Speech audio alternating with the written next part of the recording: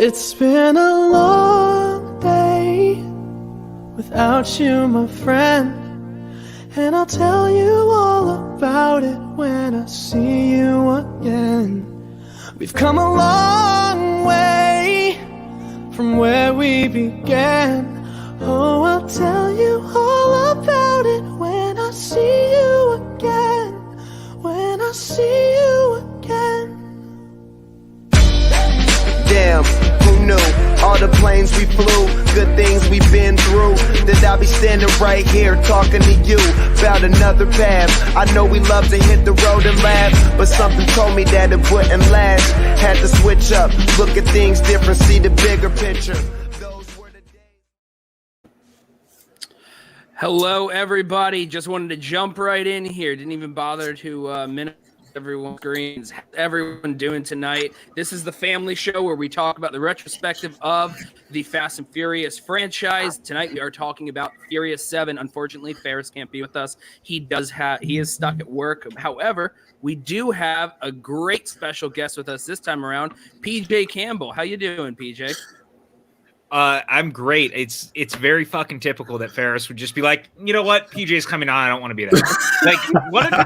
This is supposed to be the family show, and this asshole is just like, nah, I don't want to show up. He's a diva. Yeah, absolutely. Yeah, what a jerk, man. Unlike Jake, who is allegedly a real homie. Yeah, Jake is the real homie. That's all I'm saying. Yeah. Anyways, besides PJ from the Pajukin, we got with us Matt Thomas from Spin from the Reel. How you doing, Matt? Doing good. My last episode of this. Hallelujah. Not the last intro of mine, but the last episode. Yeah, absolutely. I know how you feel about you say hallelujah? So, it's because I don't want to talk about Fate and Furious and Hobbs and Shaw. Okay, no. What? Yeah, we don't need that negativity here. John Knight, how are you doing? Right. Knight I know. I'm agreeing with Offended. that. Disrespect. Hold up. I have reasons. You have reason right. to hate those, Dominic but not Toretto once Tokyo said, Drift? I'm so confused. You embarrass Well, me. I didn't say I hate Fate and Furious. Get Embarrass out. me. Yeah. He's gone. Okay, thank you. Justice will serve today. Yo, Nice back. Fate and Furious will always have a special place in my heart because it is a Cleveland-made film. Just saying. Okay. You and your fucking Cleveland. Knight, how you doing? All right, LeBron. I'm doing all right, man. Can't complain. I fucking love this movie, and I am ready. This is personally my favorite one out of the franchise, so I'm good. Me too. Nice. Yes. Listrina, how are you doing? After watching the intro again, I obviously I might need a minute to go cry. That always I happens. apologize, John. Yeah. It's okay. It's beautiful. It's beautiful. You guys Hold on better one get your second. boy in the chat. Yeah, I was What going to the say. fuck are you doing? Whoa, dude, Ferris, come on, dog. Ferris, you can be in the chat, but you can't be on camera. What horse By the way, is this? he is at work. He does have the stream When yard. has that I ever said, stopped, hey, Ferris? When has that ever I know. stopped? I did tell him, hey, pop in if you can at any point. But sometimes people have jobs. They got to do that. Zach, how are you doing? Like John, I'm feeling a little bit bummed after seeing that intro, but like PJ at Night, this is one of my favorites. I don't think anything can ever top 1 and 2 for me, but of anything beyond that, I think 7 is my favorite. So I'm excited to talk about it. Yeah, it's I rewatched it again today for the first time since seeing it in 2015, and I had never been a Fast and Furious guy. So watching all of these in succession over the last several weeks, and then immediately talking about it has really it really made the end of Furious 7 hit a lot harder this time around. Oh yeah. So it definitely was much more impactful this time around. However, we do try to stick to a general format on this. I know, Zach, you have some thoughts and whatnot that kind of color the format today. So you'll fit them in when you can. But let's just hop into it here. So the film came out 2015. It was supposed to come out in 2014 to follow up Fast and Furious 6. However, the tragic passing of Paul Walker, one of the central characters of the whole franchise, did force them to pause the film and rethink how they were going to portray. We did lose Justin Lin beforehand, but luckily we had James Wan come in with his first really big budget project, and I think he really knocked it out of the park, Warriors. especially considering everything that he had to work with. If anyone had, if there was anyone that could have been able to make all that work, it's someone like James Wan, who came from a low budget setting where they had to be very creative with whatever tools they were given, and certainly this was an area where they had to become creative. It was the highest opening in the franchise, and it made over $1 billion. It really kind of kicked the franchise off into the next stratosphere. Kind of had that Heath Ledger effect when it came to both critics too. It was the best reviewed entry in the entire franchise, as well as financially. But we do like to open our show up with some of our favorite quotes And top 10 biggest of all time, which is also great. So one of the things that originally we like to do our quotes kind of like halfway through. However, we realized that while talking about the movies, we just started listing the quotes throughout the whole show. So we thought, let's just offload them, sort of like how in Cats they get rid of the word Jellicle right at the beginning by saying it 1,000,000 times, so they don't have to say it later on. We're gonna just start talking all our favorite quotes right now. PJ, I don't know if you've had a chance to really think about it. Do you have any... I already knew immediately where I was going. I mean, and it makes the most sense in the entirety of the film, but it's the ending. It's Dom. Yeah. It's I used to say I live my life a quarter mile at a time, and I think that's why we were brothers, because you did too. No matter where you are, whether it's a quarter mile away or half a way across the world, you'll always be with me, and you'll always be my brother. And like just everything about it, because from 2001 on, like again, 2001, the first movie comes out, all of us collectively like the Point Break ripoff. And then for us to get to Furious 7, to get to this ending, to have everything that happened, for them to land this film, you had to really take it home. And that ending, from the beach scene on, but that specifically with Dom, the final lines of the movie just hit right, especially if you've been with it for so long. And I saw it at a preview screening a couple weeks before it came out, and like I was just a crying mess. And every time I watch this movie, I cry, and because it just hits, man, like it just works. Right. Yeah. And in that scene, it's more than Dom talking about Brian. It is Vin Diesel talking about Paul Walker. It is absolutely, a very earnest perspective from Vin Diesel. 100%. Visually appropriate. Absolutely. The whole ending is we'll talk more about the ending in a minute, I believe. But first off, Ferris popping in here. I know Ferris, you're out. How you doing? No, I'm at the register, Matt. Like I can't actually be on the show. I'm usually in the break room. I'm in the break room at work. You were on with me on a show once at the register, so I just had to call you. No, I wasn't. No, I wasn't. What show? It was me, you, Suge, and Chris on something. Don't argue with me. He's just trying to save face all of a sudden. He thinks that he has to save face because we called him out. No, I'm not saving face. You know what? I'm not going to save face. You know what? I'll double down. Your shirt's stupid, PJ. Yeah, I said it. I'll double down. Someone come get your boy. Someone come get your boy. Ferris, it's a totally innocuous shirt. What is happening? It's a regular shirt. Like you? Huh? How could Alex hire someone like you? Yeah, I don't know. Probably because he's my dad. Okay, this is. He didn't really hire me rapidly. You know what? You know what? There's some backstory to that. There's some backstory. It was on Twitter. There was a customer walked in and told me I was unlikable. And I was like, okay. Yeah, it's all right. mean. Then I told him, I'm starting to feel what that customer was feeling. You know, you started it, PJ. You called me a jerk. I was like, why you gotta throw shots at me? I've done nothing but show love for you. Yeah, see, Matt. Ferris, you're a jerk, but we love you. You're a lovable jerk. That's the thing. Exactly. Okay. All right. Let me take back the shirt insult. It's a nice shirt. You know what would be the ultimate power move is if someone in this general like YouTube sphere went to the shop there where Ferris is working while he's at the register to buy a drink or something, look him in the eyes, not say anything, and then leave. That'd be my perfect customer. Get your shit and get the fuck out. Walk out. Don't come back in. Never come back. There you go. I agree.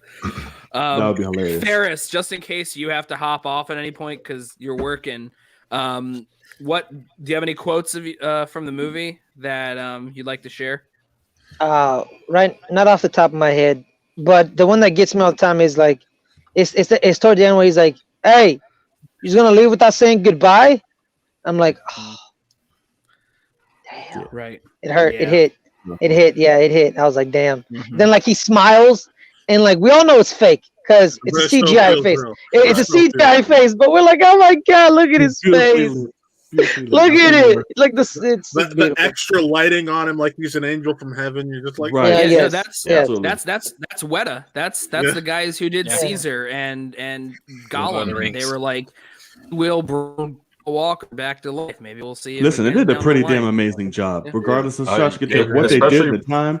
Yeah, Mhm. given the time when this came out, it was really Like, impressive. it could have been I mean, a disaster, but it wasn't. It was Yeah. it was the mix of using old footage and also using his brothers and Yeah. just the right way of making it like we recognize some of the shots, but you tweak it just enough that it feels new, and also getting his brothers to come in, do a little over like voice work. It's a really remarkable job, and James Wan should be commended. Yeah, Also, I- also it's like Weta everything. needs to be commended too for the work that Yeah, they did. everything. Everything Kurt Russell says, like just everything, where he's like Belgian ale. The monks really got it right. Yeah. I don't know about the whole Dom- celibacy thing, but I don't know about the celibacy thing, but they do know how to make a good brew. Yeah, I love Kurt Russell. Or, He's or, good. or when he's in like, or when he's I'm shot leaving and he's you. in the back of the van and he's like, just do one thing for me, just try the Belgian ale. You gotta try Nail. Belgian ale, man. Just try the Belgian ale. It's pretty good. Belgian ale. Oh. Yeah.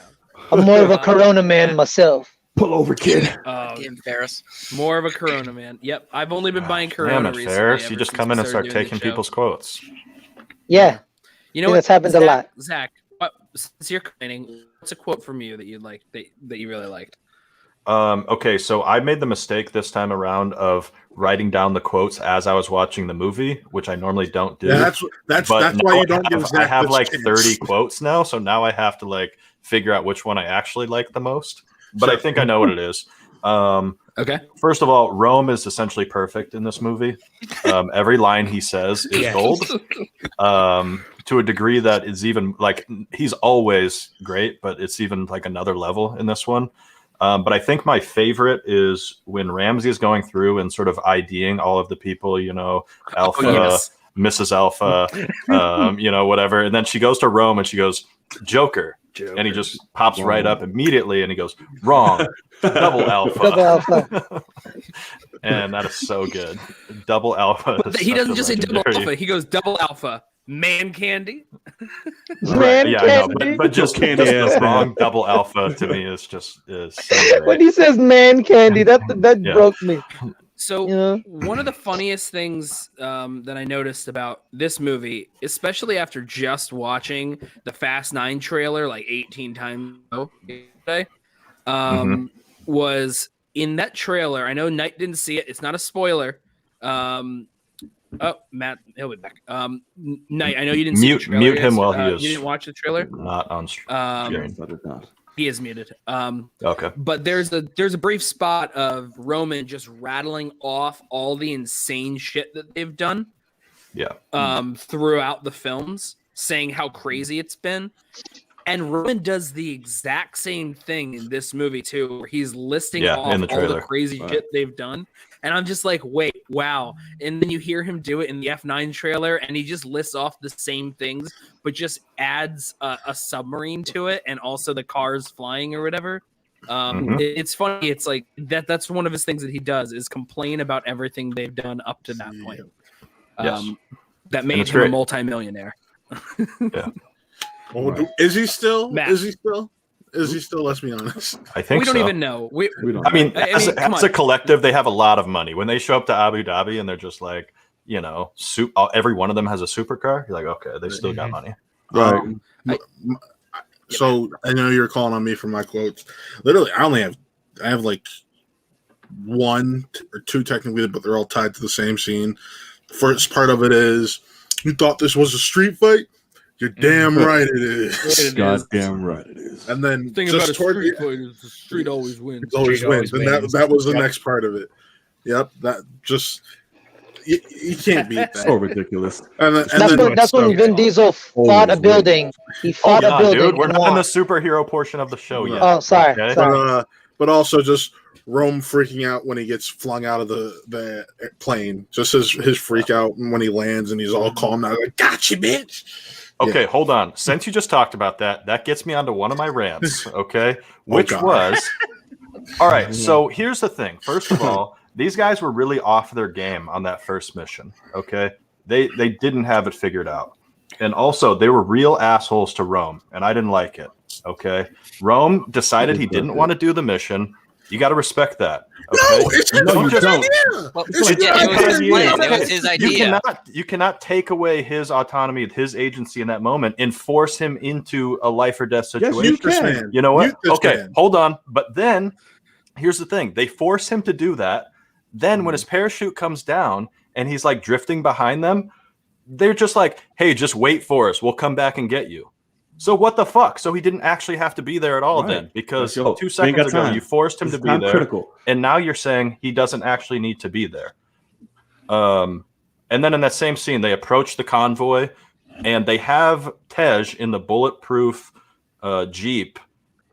Why was he not already in the front? Why did they wait until they were getting blasted by bullets before they have him drive up front to shield them? Like, come on, guys. Communication, execution. We got to be better. Faster. We got to be better. Formation. All right, so your rants are like funny little nitpicks because half of them have to do with the logic that these films clearly don't adhere to.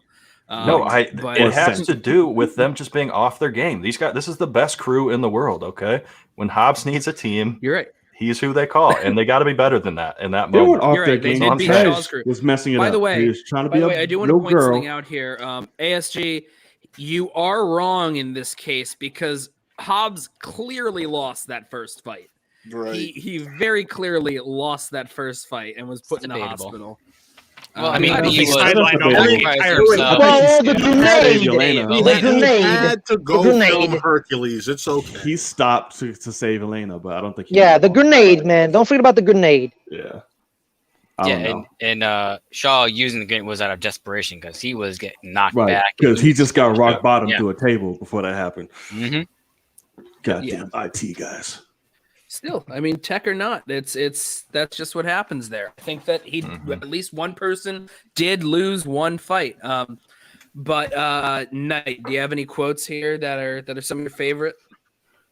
Speaking of Sir Hobbs, it's after he gave his life to save Elena. You know, he's laying up in the bed. You know, Dom's asking like, "Who did this?" All this good shit. And then he said, "Listen, he took me out too. And when I get out, I'm gonna put a hurting on him so bad he's gonna wish his mama kept her legs closed." Yeah, beautiful, beautiful. So good. Hobbs has some good lines in this one. Oh my God, he has a lot of good lines in this one. He has some great ones, like of course, the one that everyone loves. Dad's got to go to work, and then he immediately flexes. Based on the timeline of these movies, there's no way that his arm is actually. Keep in mind, Elena either already has had to have their kid at this point, or is still pregnant. They don't make that. I think she's had to have had the child already. There is a moment there's like a moment or two where they're together and it's like and looking back in the retcon it fits that, but there's that moment in Fast and Furious 6 also. Yeah. So okay, so here's a quote. This isn't like a real like quote. It's just something that we've pointed out since the first movie. The really poorly named race wars. And when they invented it, they invented race wars. That's the line where it's like race wars. We invented it. Like, oh, yeah, you invented it by not casting any black people in the first movie. Hollywood's come a long way since 2001, man. Wait, Edwin, what are you talking about? And Ja Rule, Ja Rule, Monica. Okay, Monica. You mean the guy who loses in a race and isn't seen from again in the rest of the film? Cool. Hey, that's Ja Rule's fault. Hey, that's the song. Yeah, he does have a song. He just needed credit for doing the song. That was it, right? But I just thought it was very funny, like Dom, especially when I saw that came out in the last day from Vin Diesel about how John Cena visited him in his Dom shrine, and that and he knew it was like a signal from Pablo Paul Walker to cast John Cena or something like that. Right. And it's Vin Diesel doesn't have an ounce of, I guess, what's the word I'm looking for? That dude's he weird. Doesn't he That's one way to doesn't? say it. Yeah. What's the word? It's like you can't tell what's going on around you. Like he's completely oblivious to like the actual tone. No I think, of self-awareness. these films.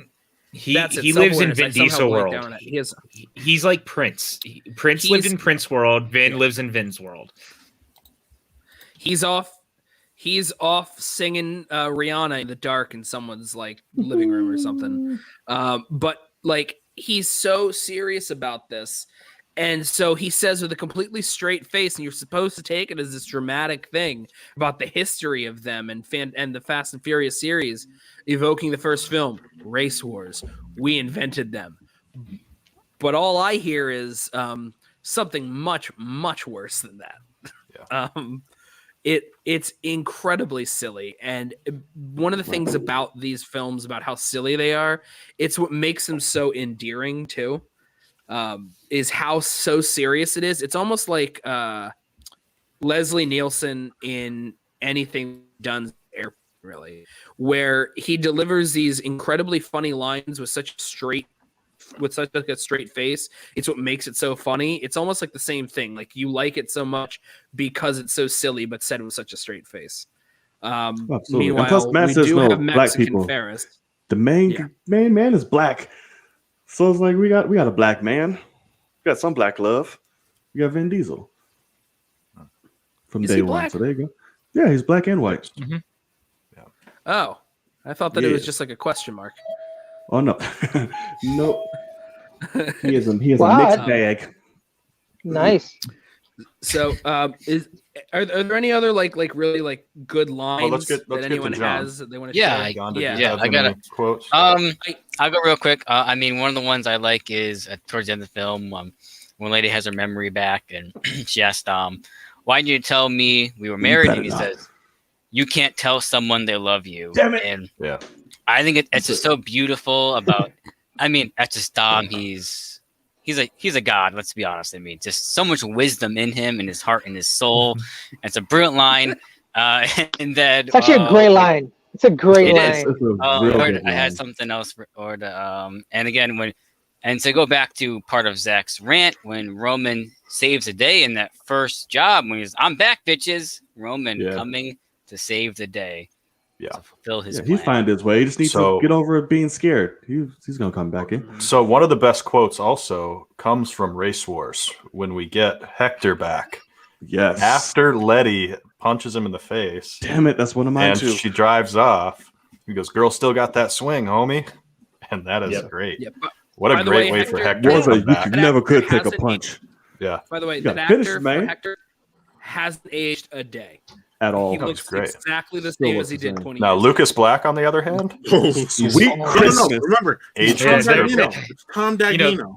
That's why they had to hide him in the shadows a little bit, trying to. Nah, get him to- you know, like about Hector. My favorite line all the time is like, "Yeah, my name is Hector. I got a last name, but I can't pronounce it." yeah. Love that line. Oh, I got like one more, like when Dom goes to the hospital to visit Hobbs and meets Sam, his daughter, and then when she's like, she's like, Tom McTretto, right? Yeah. My dad said he could your ass once. He's like, "Young lady, watch your mouth." And then Tom says, "Your dad's on heavy main peds. I can understand if his history is a little hazy." And I just love that. It makes me giggle. I like that you Yeah. said he's on heavy It's true, main though. heads. Main peds, pain meds. Oh man, whatever. My handwriting's Yeah. bad, I guess. Well, is that one Hobbs says to Shaw too? Is, that you just earned yourself a dance with the devil, boy. I love Yeah, Yeah, that line I too. had that one. That's right at the Or- very beginning. Right. Or the other Hobbs one, it's like, what is it here? Woman, I am the cavalry. That was my Yeah, other one. Woman, I am. that's my favorite. Yeah. Then he has, What did he say to Yolanda? I'll stay as long as I want, woman. Is that what, is that what he said? Yeah, she goes, "Don't Yeah, stay yeah. too late," and he goes, "I'll stay as long as I want, woman." Yeah. There's And then, of course, there's an there's- entire. Oh, go ahead, Jeff. you go. No, you go. I was gonna say there's an entire sequence with Brian and Mia that is so good. And one of the lines that I love about it, again, it's kind of a nostalgic thing, but he's like, the best decision I ever made was stepping into that store and buying my first sandwich. Tuna Yeah. sandwich. Yeah, And she's like, "That Yeah. sandwich was so bad." yeah. So it was- He's Oh, like, no. "Oh, And he goes, I "I know, I ate it." know, I had a lot of them. Yeah, oh yeah. And Don't say goodbye. That Say something scene, else. we were actually talking about it before you came on, PJ. That scene in general is just So good. yeah. And considering it wasn't even a reshoot scene, it was something originally shot for the film. Yeah, which is wild. So all right, I have a another- great one from Dom. Oh yeah. After Han's funeral, he has the line, "They say you live in the hearts of those we leave behind, is not to die, but he put you in this grave. So now I'll do the same to him." And he says it in that really classic Vin Diesel mumbly voice. And you're like, oh, fuck, this guy means business. No more It's funerals, really Brian. It's Just one more. It's the same exact voice he uses when it's like when you find the guy who killed Han. What are you gonna do? Words ain't even been invented yet. Okay, so I do have to say the funeral scene breaks me because I remember the initial context of it. That scene came out literal days before before Paul Walker died. I almost said John Walker because I'm thinking of Falcon Winter Soldier. But that scene was released literally days before he died. That was a little too real. A little too real. No more funerals, Brian. Just one. Fuck. Just one more, and then it says his, and it just looks off, and you can't quite see him there. And it's like, damn. Yeah. Right. Well, way to recontextualize that history. Yo, I just got chills, man. Yeah. Just got chills. There's also one of the drone operators has a really funny line after Hobbs shoots the drone, just like he did Reyes. He goes, "Sir, someone just double trapped the drone." Double tapped. That's really yeah. Oh, guys, we're missing the most important one though. Like, what about what's the most important one? Oh, I don't have friends. I've got family. I got family. Fam. Well, I got a lot and of then Sean friends. goes, well, I got a lot of friends. What about That's all I'm worth. this was Doesn't just matter. a really funny thing. This is just a funny line that was it Brian said to Roman? Roman was saying, "How did you see me take that down?" And then Brian goes, "Only thing I've seen him take no knees at prom." What you said, Glitchy McGee? Yeah, you're glitching. Oh, it No says knees. only thing I've seen No him knees. take down is no knees to knees at prom. But really? Classic. We'll do it right now? Okay. Yeah. So other than that, I mean, like we got a lot of quotes here. Is there any last thing before we move on? I kind Yes, of like the scene where Rome is talking about being the leader, and the guy's like, "I don't think that's a good idea," and he goes, "Don't think. That's my job." See, I delegate. Yeah, I delegated. Leader. Right. Leader. Leader. All right. Gonna move Anybody on. who took all the hairspray in the bathroom? Yep. She did it. Thank you. So now we're going to talk about its car. Now, Oh, this is easy. Ooh, now this that's should be easy. best car, not best car. That's a separate conversation. The best car, like the so- medal from Star Wars. You mean like what? So, the we got we got some cars in this film to go through. I'm wondering if a lot of us have the same car. But you know what? Listerina, let's start with you. What is your number one car? My number one car is Shaw's 2014 Maserati, the silver one. That the one seen at the funeral when he's driving away, and then Dom chases him down. They have the initial showdown where they drive, and it is reinforced. But that's my favorite Reinforced car. frame. Reinforced frame. It's. I think it's. I love the look of it. It's cool. That's my favorite car in the film. Call back. And Matt. I want the demon love child between this and that. That was my car. Like I'm like, yep, that's the one. There's no other choice in this film. Granted, The demon love child that made it so no one was even remotely injured despite the horrific falling. No, beautiful. what's the face? She gets knocked out. Yeah, She's she knocked gets knocked- unconscious. she gets knocked- Right. She had a helmet on at the beginning of that. At the end, when Yeah. they pulled Dom out, she has like no helmet, just laid out. I was like, is she alive? Someone check on her. But yeah, that Alright, cool. car is just so fun and Yeah, that car is sexy. look gorgeous as fuck. You know, I'm just like, yep. All the way until it Badass crashed. flying down. Now it doesn't All look the way gorgeous until it anymore. crashed. No, it doesn't. Facing the wrong way. Am I now? PJ, what's your favorite car from this film? Is there like a specific one you have in Dude, mind? that 2014 Lycan Hypersport in Ah! Dubai That's the best is one. It's the best one. fucking best. Are you kidding me? Yeah. Like, Yeah. it's just the fucking best. It's actually 3 buildings. Yeah, 242 miles per hour, top speed, and it's bulletproof. 2 Come on. buildings, insult. Yeah. Right. There's actually 3 buildings. Right. Can you kick that Yes, long the shot? Lycan Hypersport is also my favorite car. And what's crazy is I actually believe that Dom could lift that car because Dom can reach the full beast. composite body, full composite frame, mid-engine, so it's not that heavy from the front. So Now I really want to punch this guy in the face. that was one of my quotes, but I saved it. Cars don't fly. Cars don't fly. Cars don't fly. Right. I love That's the like I love the Jack. callback in the beginning of that when he says it to Jack. Cars don't fly, bud. Hey, we got that in the trailer the other day. Mm-hmm. Foreshadow. Knight, No. what about you? What All about right, you? so What's one of your favorite cars? I'm kind of cheat here because I've number one cars for 2 different reasons. So my number one for the overall film, I'm going to say, is Shaw's Aston Martin. Like I said, Aston Martin's just my dream shit. I'm just like, ugh. But if I had to pick one of pure sentimental value, it's Dom's car at the end when he's with Paul. I absolutely love that car and just all this, symbolism behind it and all of that. But his car is my favorite for sentimental. Overall film is the Aston Martin. Right. For sure. And Ferris, what do you got? Oh, well, both of my cars were taken. John Knight said that the Aston Martin is gorgeous. It's fucking gorgeous. And then the Lincoln Hypersport, Yes, it's the supercar. It's the one with the chip. It's the one that flies through the air, through the sky, man. Yeah. And I've been watching a lot of Formula One lately, and good on McLaren having a good bright spot in this world due to the fact they're 242 miles per hour. Is anybody else aroused right now? yes. Possibly. By the way, Knight, the car at the end that Dom is driving is a 1968 Dodge Charger Maximus. That's what it's called. Yeah, I just never know. I just always know it's a Charger Of of course some it's a kind. Charger. I just never know. The Charger or Of something, course, yeah. it's a Charger. Well, I just always know it's a And- Charger of some kind, but Zach, what about you? I know that you're So, big on. so the cars. I Lycan know is there's no my meat on favorite, choose. but there is. I mean, Brian So does much to have a choose. Skyline GT R35 in this, but I've picked that car so many times already. He's So gonna say super. I already know it.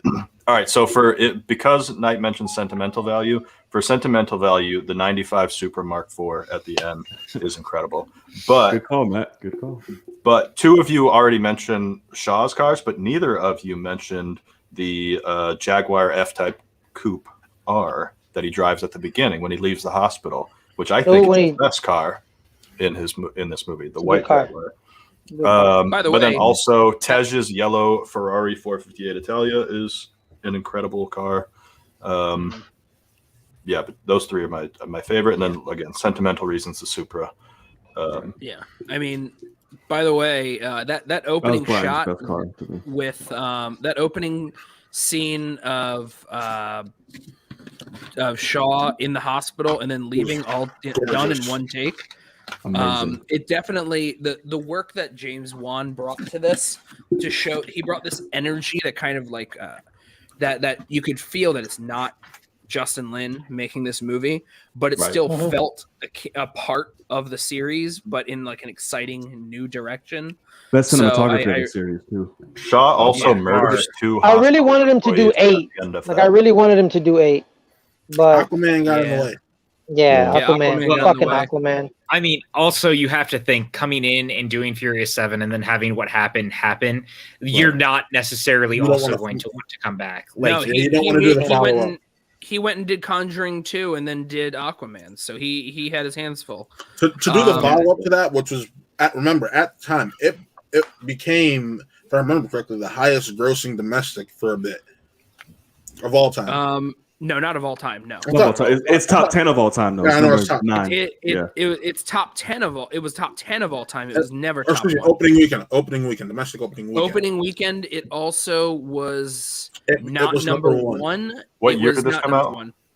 It came out in 2015. 2015. It had about $147 million opening weekend, which means that it came out after the $190 million opening weekend, 185 of Avengers Age of Ultron that same 2012. year. But also, the original Avengers was over $200 million. It was like and that came out 212, 3 I years think, or previous. something like that. What was that story I'm thinking about? Or 205. There's one that is. I'm looking up.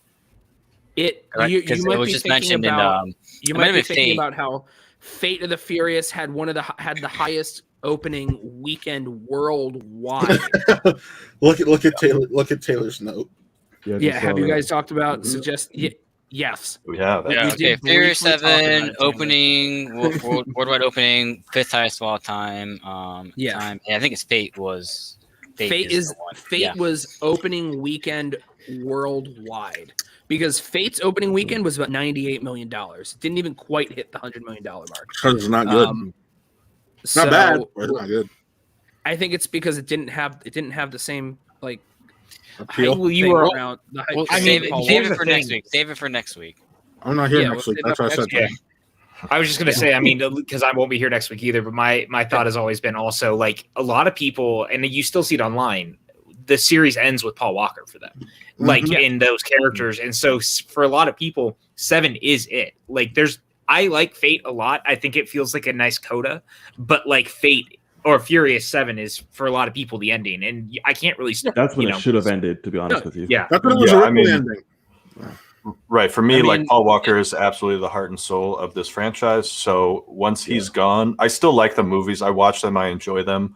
But there's something separate. And I think, Zach, I think we talked about this last week where I brought it up because he is, like you said, the heart and soul of the franchise. If the reason Fate doesn't feel as connected for some reason is because Brian's missing. Yeah, Brian's missing, so it doesn't have that same heart. But for Yeah, me, fuck you, just Scott so we can move Eastwood. on, just so we can move on. Sorry, it's not sorry, his fault. sorry. Just so we can move on. My choice is the 1970 Dodge Charger RT. Dodge. It's just the car that Dom has had in the garage. It's the one that he used in his final fight against Shaw. It's just classic American muscle, man.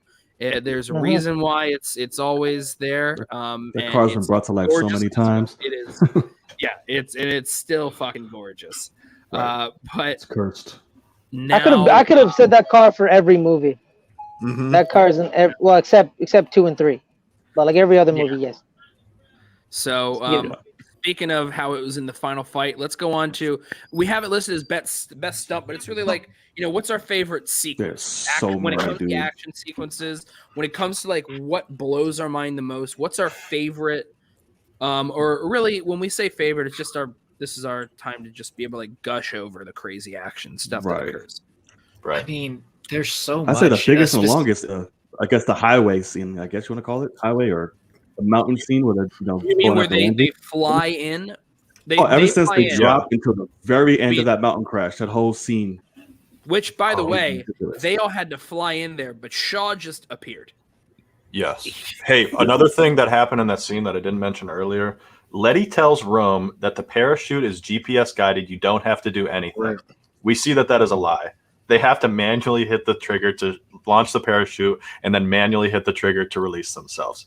Right? If he's sitting there waiting for the GPS to kick in so that, he lands safely, I mean, he would have just fucking crashed right into the ground.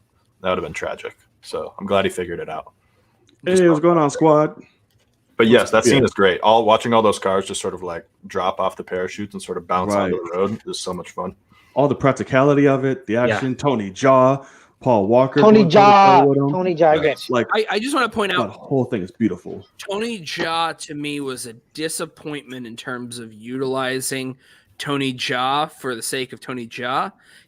They brought Tony Jaa in for one enclosed space fight scene, and then to shoot a gun and get pulled down an elevator shaft. Well, the better fight scene is in the building than in the bus. Yeah, I mean, he's great, but I think, like mostly it's the sliding down the stairs. I think that they could have utilized Tony Jaa more. Now, of course, one issue is both of his scenes were with Paul Walker, so there might have been only so much they could have used.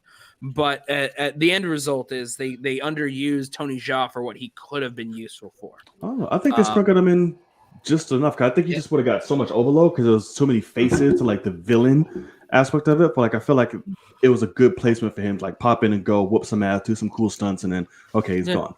Well, I mean, One of the- then again, you one of look the at things- Fast Five.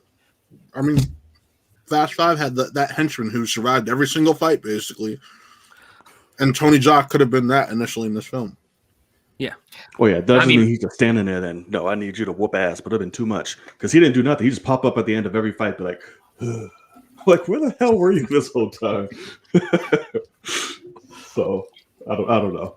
It's just great. And then at the end where Paul's trying to jumps off the falling bus, and it was just glorious. It was amazing. That whole sequence down to Letty getting out of the car, and all she does is, "You okay?" She goes, "You good?" And I like the way she delivers Thank that you. line because she says it as if she's like almost embarrassed of him. The way he's laying flat on his back on the Right. ground, like exhausted. She's like, "Really? Come Like, on, you all right, this dude? is like Like, this get is up. part of the gig. Get up, come on." Right. And just so many practical stunts, crazy like the fall, like some of the fall. They actually drop. They drop an RV off of the side of the cliff. They actually drop one, and the scene where Paul Walker's running, he's actually running with green screen in the back. So he's running, and then he actually one of his stunt doubles jumps, and Debbie Evans, she was one of the stunt drivers. She has to handbrake, and he actually has to grab the back of the spoiler. And it said if they missed the spoiler by an inch, that stunt double or Paul Walker could have died on set. So it had to be precise perfection. That's what's I Crazy. like Mm-hmm.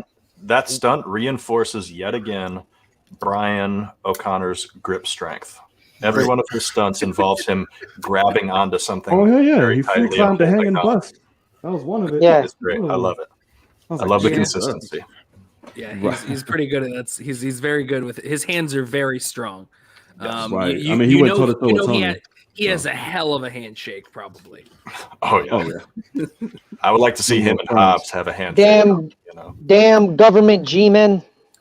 Yeah, dude. Yeah, absolutely. It was How are great. you? I mean, you can't not love the Abu Dhabi drive through multiple buildings Oh, sequence. come on. Right. Absolutely. It's so well framed too. The energy of the whole goodbye Ferris. The energy of just the whole scene and how it's the whole time you're like, oh my god, at any point they're just gonna drop. You know they're not ever gonna drop because Right. that's not what this kind of movie is. But the idea of them dropping so far, and then for them to show it afterwards, for them to be able to look down and see, and you actually get to see the empty car. What happens when it right. does fall all the way? I thought at first, I'm like, this is pretty superfluous. We didn't actually need to see it land, and I thought, yes, we did need to see it land. We need to see it land to see what they just avoided. And I love how so many cars fall from such great heights and never blow up in this movie. Like the bus, the car from Abu honestly, Dhabi. I was surprised the bus did not blow up. I was watching it thinking, Right. like, all right, at any moment the pyrotech. Oh no, okay, all right, next shot. Just crumble. That's it. It was. Right. I was definitely surprised by that. There were less explosions than expected when it came to like fiery explosions. Like when it came to the helicopter shooting the missile down into all at blowing the up end. the actual like at the end. That wasn't as fiery as you'd think it would be. There was some fire, but it wasn't like the same Right. kind of fire as like what we're expecting. Maybe we're thinking about Fast and Furious 6 when it comes to like explosions. I was gonna say I think that Juan is a little bit more of a grounded filmmaker. Like if you look at The Conjuring, you look at the Insidious movies, even Death Sentence. Like Death Sentence was such a great weird calling card for and like almost his audition to do this movie in the way that he was going to do it. And I think that that's why if you think of that first Hobbs and Shaw fight sequence is so rad. Good. It's so good. It's the camera work. It's everything about it. And like it hits so hard. I think that sequence, like it almost caps early on just because it's so good. Like seeing those two really getting to fight through the building and the practical stunt work, the everything about it is just so good. And I think that's why so many, like to your point, there's not as many explosions in the movie because Juan wasn't about that. He was like, I'm going to go as grounded as possible in this kind of over the top series. Like it's still super over the top, but in a James Wan way. Yeah, so I that think actually is perfect. It's ironic to say that. It's ironic to say, what a grounded filmmaker for Furious 7. But Yeah. it makes sense when you actually say it out loud and give it like a few seconds of thought. Zach, what were you gonna say? So I was going to say, so my favorite stunt in this movie is when Dom and Shaw have their first head-on collision with each other. Mhm. And Yes. part of that is because of the lack of explosion. So it's such like a violent and visceral kind of stunt because there's no explosion hiding what's going on. You see the two cars just totally crumple against one another. Whereas typically in these types of things where a car is hitting a wall or a tree or something like that, you're seeing this big explosion and it sort of depersonalizes it because you just get a big explosion. We've seen explosions all over, but something about a vehicle, just watching a vehicle crush another vehicle, feels just like it hits you more. I feel like because you're just like, holy shit, there's people inside of there. Yeah, and the sound, and you just see it all.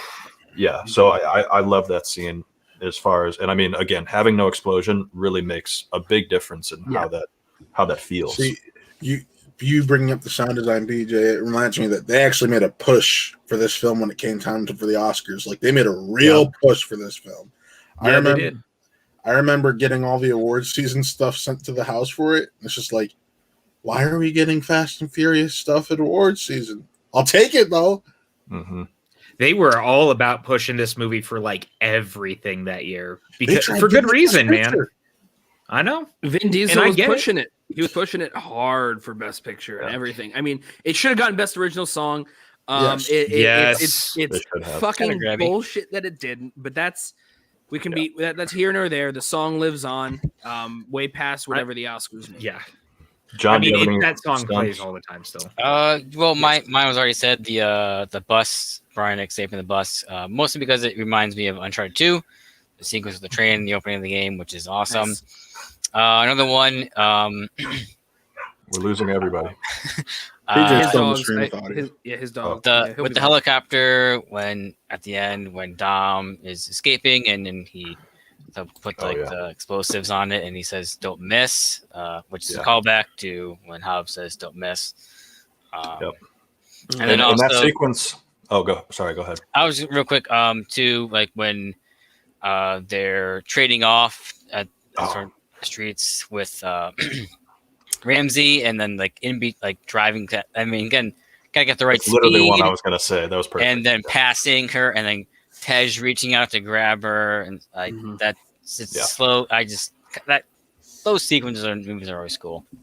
Yeah, there's some great sequences. There's a moment, and I mean, I thought it was the funniest thing, and we can bring it up again when it comes to the superhero thing, where when Dom said, "Oh, you thought this was a street fight and everything," and he grabs two wrenches, and then it's just the hand-to-hand fight that goes on between him and Shaw. That's really good, and also I just got to wonder, like, when did Dom become such a good hand-to-hand fighter in like you learn that on the streets? Oh, mixed martial arts? No. Yeah, no, not I that. I thought you were just. I heard the hand-to-hand fighter. I'm like, the streets, though. Fuck no. In Fast Five, we learned that all of these characters have backgrounds that we just simply haven't been shown before. All right, Tej. I mean, by the time we get to Fate of the Furious, Tej is like a world-renowned computer super genius, and when we met him, he was again running the betting races in the jet ski races in Miami. So exactly. I mean, what was that? I didn't do anything. It's just my coaster that's on my desk that's been breaking. What's funny real quick about what Zach just said too, I've heard in the past Diesel say that he's wanted to do like prequel projects about some of the characters. That'd be great. And I would love to see what Tej was up to before he was in Miami doing jet ski races. Yeah, so I think that's actually in the realm of possibility, to your point. How did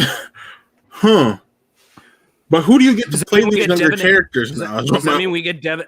First of all, Tej looks like he does 20 years ago. True. And I bet Devin Aoki looks like she did 20 years ago, so we can get Devin Aoki back. She's retired from acting. Hold on. Yeah, but I bet she'd come back for Dom. Tej also is muscular as hell compared to what he did 20 years ago. All right. Well, 20 years ago, he wore baggy clothes, so we don't actually know. And also, I don't think that they care about necessarily their full physiques at that point, to such a degree. The only thing that they're probably going to do is make sure that like Ludacris has longer hair. Yes, like he did back then. Like he did in Too Fast, Too Furious. Yeah. Bro, those take time to grow. Well, yeah, or you know, makeup and Crappy hairstyling. wig, yeah. Makeup and hairstyling. I'm just saying, black hair is hard to pull off with makeup and hairstyling. Yeah. So what we're gonna do now, and hopefully Knight comes back at some point. I know I don't want to. Jeremy said maybe a Han prequel. There is a Han prequel, actually. If you guys have never seen Better Luck Tomorrow. Yep, Better Luck Tomorrow, Justin Lin's first movie. Yep. I have to still see that one. That's not in this, because that was like, that's not in this line. It's technically not a prequel because it was released before Han was introduced. So it's more like Tokyo Drift is a sequel. Yeah, if that makes sense. Yeah. Yeah. Or it's something, but whatever. But there is a background for Han if you want to see. Right. Yeah. So now we get into the big thing, and I love to see how Zach is able to say that it's Mia. But we're gonna go into our MVP. Oh, wait. Dude, she's carrying Brian's second child. You cannot use someone's gender and biology to explain why they're the MVP. The miracle of life is worth giving someone an MVP over. Zach, do not fucking cheap out again. About? Why do you hate women? No one hates women. So I wasn't gonna say Mia, but okay. Yeah, no, I know. It's a joke. It's a joke though, because you say Mia a lot. I love Mia. But who doesn't? Yeah. Still a crush. She's Still great. a crush. But PJ, have you thought about who your MVP may be for this film? Yeah. I mean, look, there's plenty of ways we can do it. But I'm going Kurt Russell because I think Mr. Nobody's character is such an interesting addition, and it actually like expands the universe in a way that I don't think that any of us were really anticipating. Like we hadn't seen like a secret shadowy organization in that regard. And like the character's so fun and just kind of delightfully bizarre and out there in the right ways. And every time he hits, man, like it's the right one-liner. It's the right transition to the next thing. I think he really adds credibility to the movie, as weird as that sounds, in a movie that doesn't really need it. It's the 7th movie, but Kurt Russell really adds that extra credibility coming in as like the 80s action hero who almost like hands off the action franchise to the new class. He actually has one of my favorite lines in the movie too that we did not mention during the quotes part. It's when they're all like setting up their plan at the beginning. And he's like, Dom, I had a lot of respect for your team already, but after seeing what you're dealing with, like this is goddamn incredible.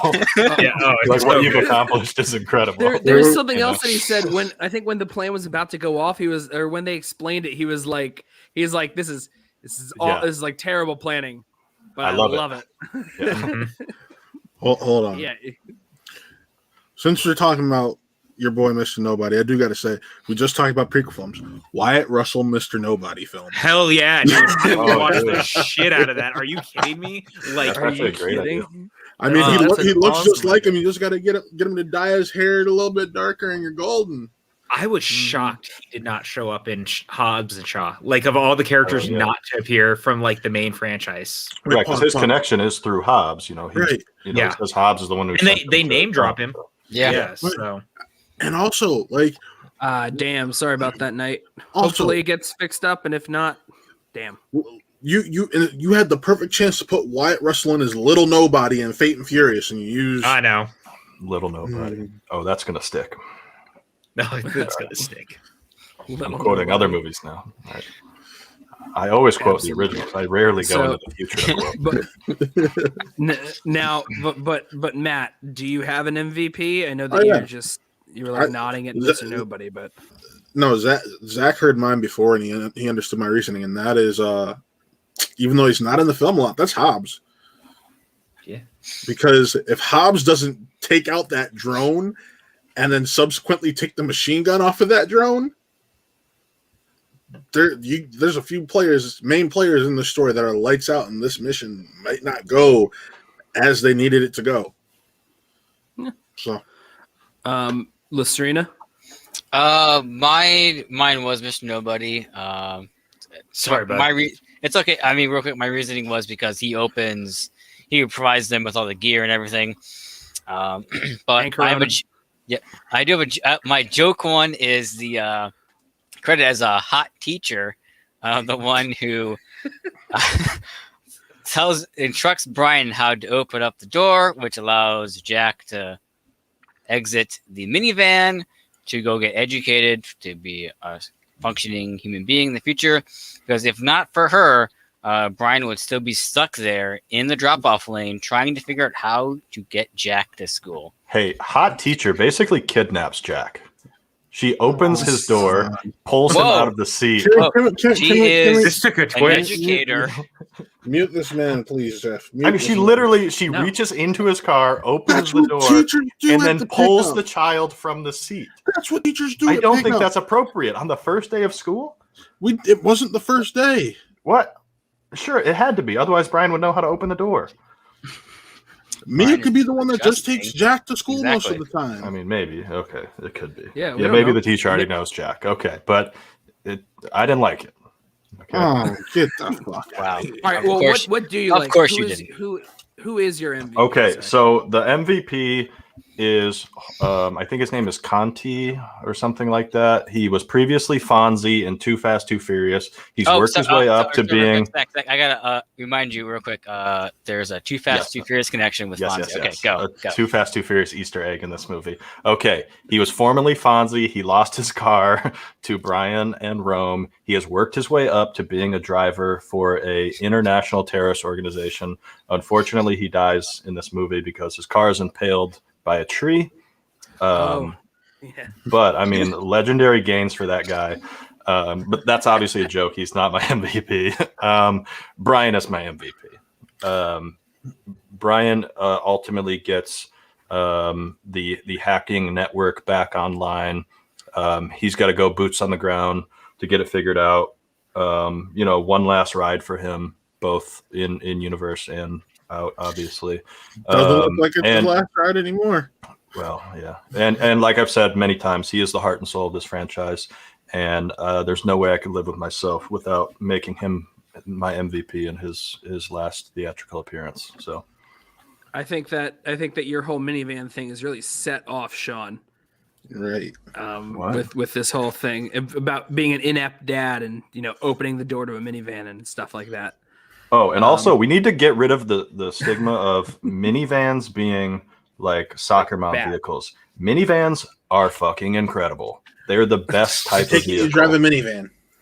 No, I don't, but I would if they weren't like $50,000. These things are so damn expensive, dude. He's back.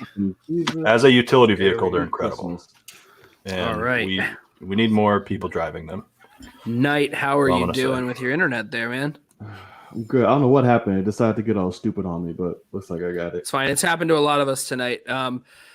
So if you've been listening along, we're talking MVP at this point. So do you have an MVP of the film? It's real tough. It's that kind of duality of cheating again. Because I completely agree that it's Hobbs, but for just the overall scope and sentiment of it, like Brian just steals the show. It's all about him. We know the true reasons, why it was his perfect send off, just for that. But in terms of MVP, like getting shit done, save the day, it's Hobbs, like for sure. Mm-hmm. I think for me, like Brian is such like an easy choice too, because of just he's gone through and he took care of so much business in this, and he stuck his neck out knowing that he had a kid and wife at home, just like, and he's saying like, this could be a goodbye, and he's doing what he can because he knows that this issue is far bigger than himself and his own family. He also does that first mission in jeans and a hoodie, which is fucking sick. Right. Yeah. That's his style. Casual. I mean, I like how he still has his FBI gear too after all this year, after all this time. So I also would like. There's a couple of people like another one's Roman, because without Roman, you don't have a plan that would succeed in the way it did, probably at all, maybe without the team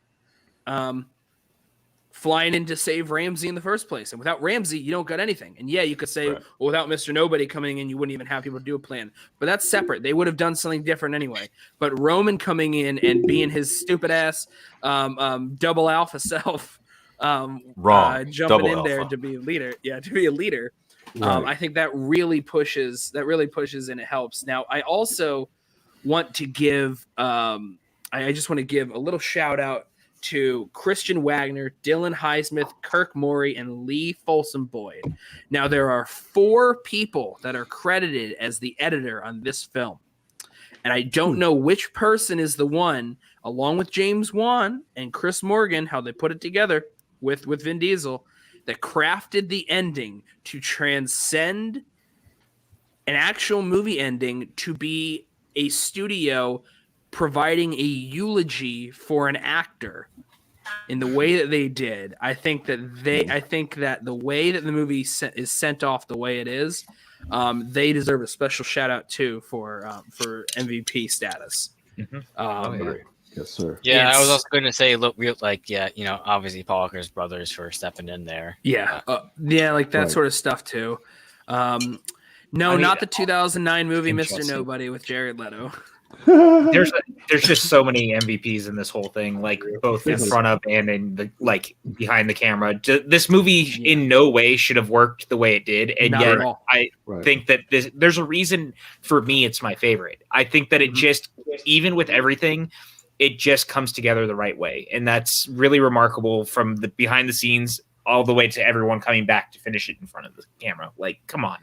Yeah, I think for me, I ranked it after watching it. I've ranked it second, just to Fast Five, because I think Fast Five is the most complete film all around. However, Furious 7 is very close, and it also has that emotional impact that no other film in the franchise even could have because of outside influence. And it's one of the rare.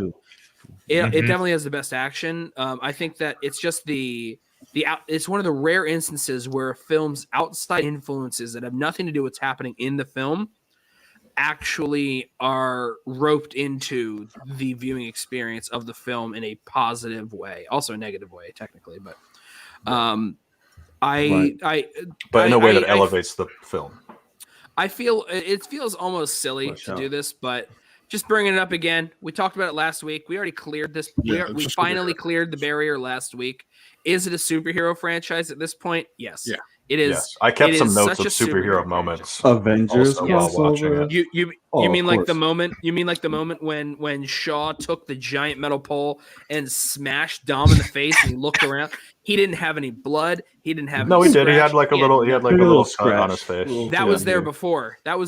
This is when he got smacked right in the mouth. I thought it wasn't before. No. Anyways, but Dom does have back, at the but yeah. beginning. He has the power of premonition. He's able to see that guy in the Audi R8 is going to blow his piston rings 200 yards before the finish line. He nails that perfectly. Hobbs survives a grenade from 12 feet away and a 6-story fall from a building.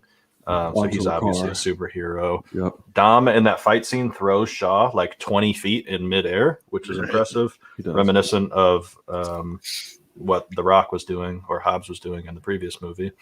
Even though Ramsey he left got the car. knocked out, even though I wrote that down. He has super strength.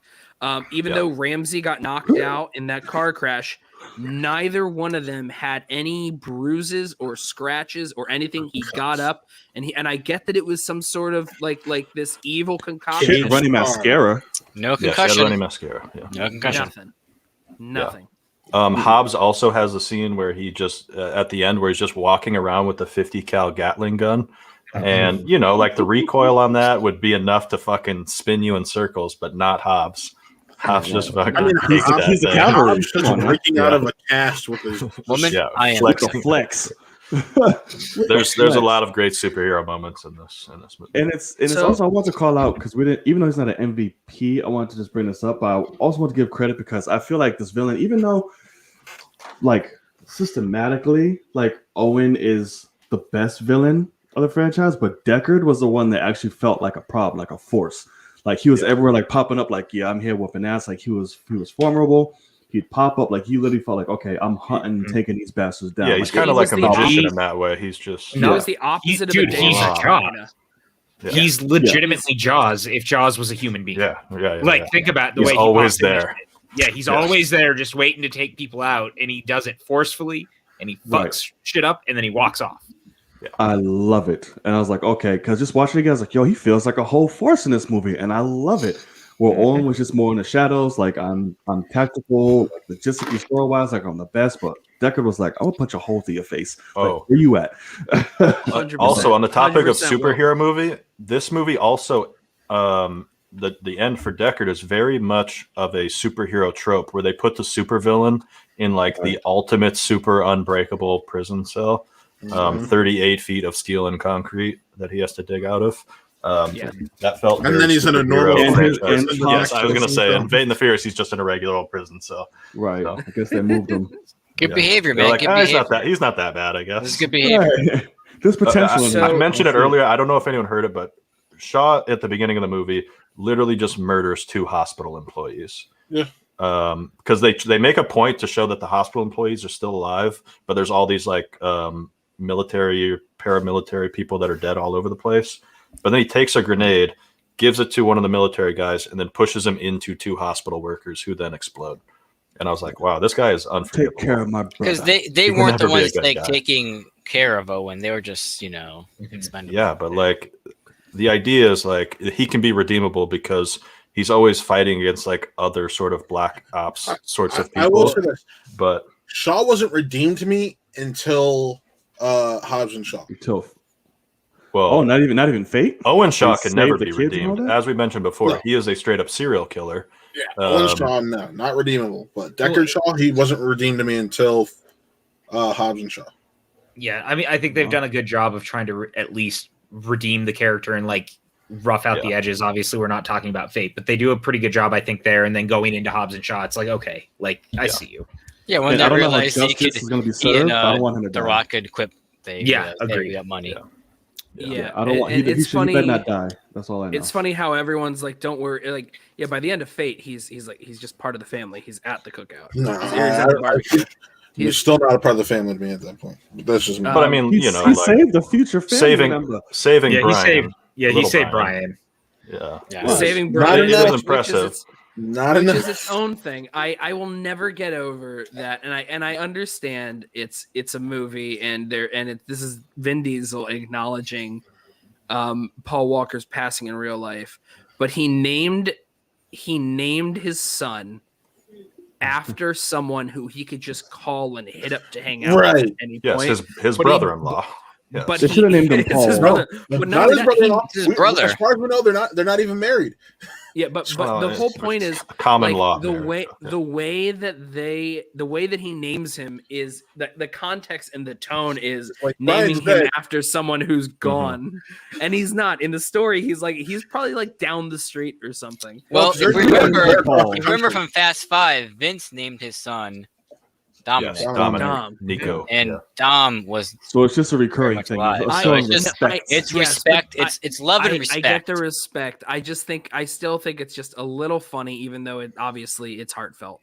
Once one of those things again of like bringing outside influence into viewing a film, and it still works because of that. It's still just kind of silly, but that fits in with the whole thing of the whole Fast and Furious franchise. It should have been Pablo. It being silly or something. Yeah, I should have named him Pablo. Meet Pablo. Yeah, absolutely. There's just like a couple last things I just wanted to bring up here. There's the moment when, of course, of all the different soap opera things that occur in this series, the moment at the end where it's like, I've had amnesia and now I don't. And we were married the whole time. And then it shows the brief flashback to their wedding day, and Letty's in this flowing gown, and Dom's in a wife beater and khakis. Yeah. I thought that was the funniest image I've seen in maybe the whole series. That's But also very dumb. that I was gonna say that's Dom being on brand for That's being Dom. so dumb. That's so dumb, and that's You wore a so suit like, you look Vin handsome. I Diesel. feel uncomfortable. But I'm pretty Well, sure the timeline is that wedding happened right before they split up in Fast and Furious. Yep. Yes, that is correct. So they haven't Yeah. been married the whole time. But Well, they've That- been that's married just the what- whole since- time since she's been back. since the I get what you franchise mean. Yeah, reboot okay. Since the continuation. reboot franchise, yeah, Yeah, I got you. Yeah, that's what I mean. Obviously not the whole time, but you know what I mean. The whole time throughout this whole amnesia thing. Yeah. Well, I which hope I just that thought was funny. he didn't get married to her after the amnesia thing, and she still didn't remember Right. it. And here's another thing. The minute they Another landed in Did, Dominican did Republic. anyone when we got- notice? Did anyone notice that Giselle's photo that was found in the crash, that Mhm. was placed, that was placed at the funeral, it was burned from the crash in just a perfectly, so you could have the entire outline of Gal Gadot, and everything else in the image was burned away. Hey, I you thought that was another very funny thing to just kind of Oh, see, you know, but pics also are like. burn magic in movies. She's Yeah, not the world works in Still not mysterious dead. ways. I didn't see a body. Yeah. She better see pop no up in body, 9, damn it. And Owen Better pop Shaw up. survived that shit. Yeah, I was gonna say Shaw survived from the exact same fall. So Yeah, She better so, pop up I in mean, 9 with like Han at the end or some shit. Mm-hmm. What do you think, PJ? Do you think that Giselle's alive? Or do you think She's dead? 100%, especially now. Like I Yeah. think had Wonder Woman not been the movie that it was, maybe we'd be having a different conversation. But in no Right. world is Gal Gadot not coming back for these movies. She's Especially 100%. if Han's coming back. Yes, and I mean, Wait, there's Han's coming back? Han's dead. 100% dead. Yeah, he's 100% 100% dead. He's He's totally he's dead. not coming back. Yeah. He's totally I dead. think Done. especially now with the announcement of this 11th movie that like them saying Lynn's coming back. Well, the truth is the only reason 11 got greenlit is because of COVID. Let's be like very honest. They know they're 11 losing money. 11 was announced before COVID. Yeah, they had that Jerry. planned a minute ago. 11 was announced before COVID. 11 Was it announced. 12? No, because whichever ones it was supposed to be. What is this? We're on 9, right? So 9, 9, yep. 10. You said So, 9, okay, 10, and 12. 11. 9, 10, Whichever 11. one they just announced. They haven't announced one. Yeah, it's Really just awesome. It's the just 9, those. 10, 11 being 9, 10, 11. trilogy. Yeah. Oh, so it was 9 and 10 were they didn't announce 11. It was only supposed to be 9 and 10 when Lynn came back originally. Well, no, it was Yeah, no, in it was October 9 and 10 2020 before he was announced. It was 9 Right. and 10. So And in then- February 2020, Vin Diesel said the 10th film could be split into 2 parts. Right. But And that's so also then they just like 10 years ago they said the same thing about splitting 6 and 7 into 6 into 2 Right. parts, which is what they did. Yeah. so that's essentially so then was it like November or whatever when they announced officially they were October doing an 2020 11th is film? when they were doing an 11th one. They definitely made sure to bloat it out enough in order to do another film because they got to make money back. Because Exactly. So F9 is definitely this is a big question mark when F9 comes out in a couple months. Is Universal going to be sticking to that 17-day window that they've made agreements on, or And that's- will theaters be more open? and I fuck think that. that Keep it in movie theaters. will be the That's family gonna- movie. That's gonna be the real welcome back to theaters movie. Yeah. I think so. Yeah. And I For think that sure. when we get to 11, it's gonna be like the end game of the Fast movies. I think you're gonna see a lot of familiar faces. I think that it's gonna feel like I think Vin watched Endgame and he was like, I want my Portals moment. And I was so gonna we're come out of portals with cars and shit. Yeah. So, like I think know. I think Guys, we- they've already done that. Have you seen Too Fast, Too Furious? That In the doesn't warehouse, count. all the We like garage to doors think about open, trucks come out. little different, Zach. those movies. Come on, guys. Yeah, that movie's beyond. I think we I got saying- you, buddy. I got you. What you're saying is that everything, Yeah. even outside of everything in Hobbs and Shaw, outside of Cypher, the real guy pulling the strings all along has been Carter Verone, because I'd be down for that. Fuck yes, dude. The Carter whole Verone time was needs to come Jesse. back. Jesse was pulling Leon's strings the coming whole back. time. Leon's coming back. And Leon. Oh, yeah. Jesse was Also, like, justice, you let me justice die. for Jesse. I will Let say Justice for die. Jesse. Jesse just showed up, man. Fuck him. I will I've say- been on Justice for Jesse since day one of this show. I think that he didn't get the send off that he should have. He Listen, got shot he's down in Cypher's cold boss. blood, and no one even said goodbye, and then the movie ended. He's And where Cypher's is boss, Leon? I'm telling you. Where is Leon? Leon got let out of town, so where was Leon?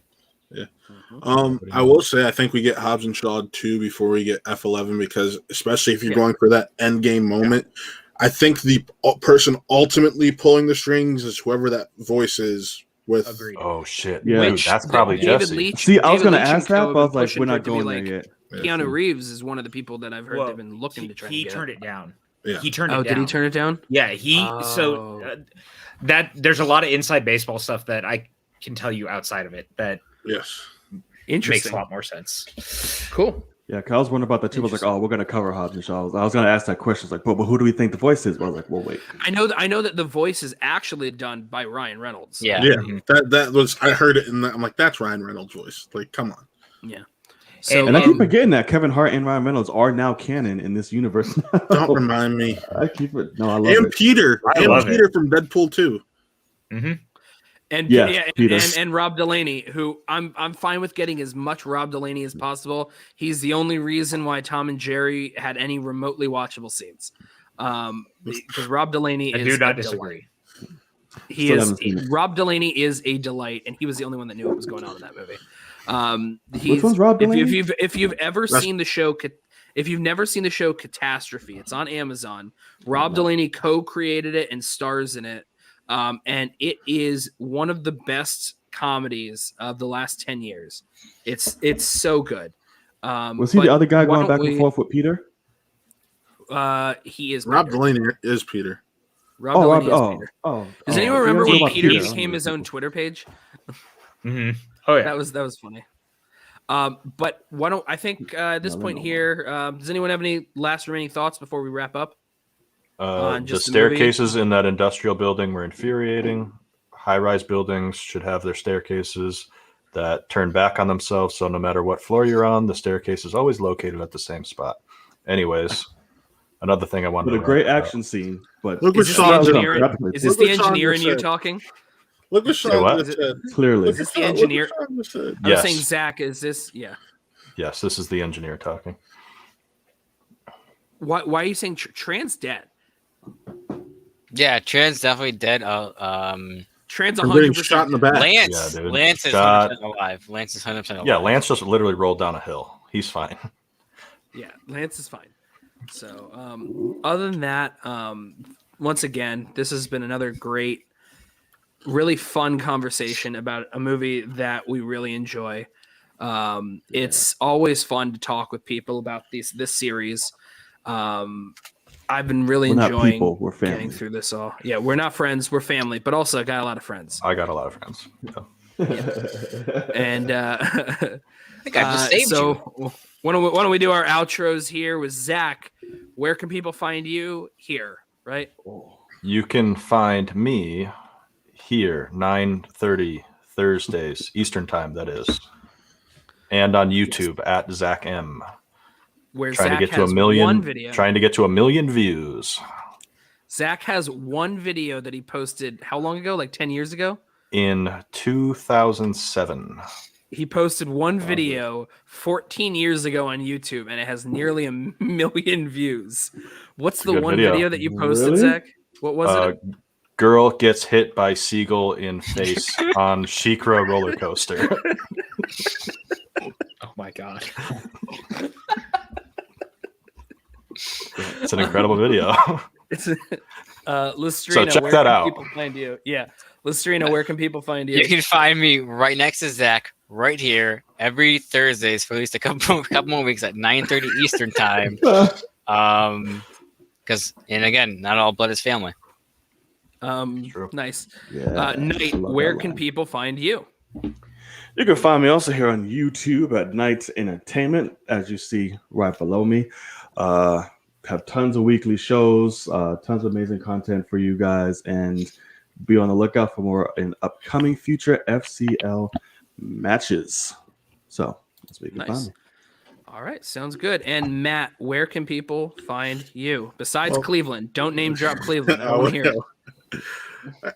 Well, you can find. This was the last time you'll see me on the Family Show. This is where I depart. Oh, man. Oh, Yeah, and I know Listrina's so upset. You'll be back No, on no. other stuff.